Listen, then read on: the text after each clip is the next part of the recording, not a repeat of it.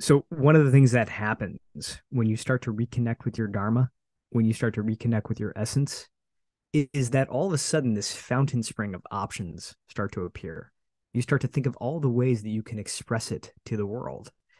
For me, when I started to realize that being a storyteller, telling stories was a big part of my dharma, all of a sudden, like all these options started to appear. I could speak, I could write, I could start to, work in film, I could do a podcast. The options are were endless.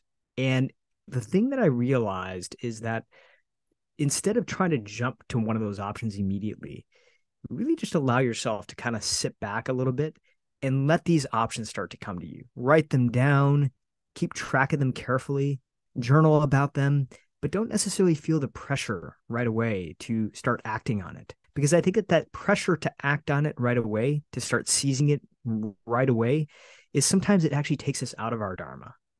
But instead, if you can kind of sit back a little bit and just say, oh my gosh, there are so many different ways now to express this essence, to express this calling, and slowly start to have each of these options kind of speak to you, that becomes a much more thoughtful way of saying, all right, what am I not just like thinking about right now, but what's really, really grabbing me in this moment?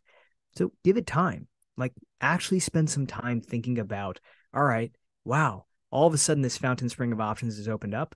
What is it that's actually pulling me the most? Take your time with that.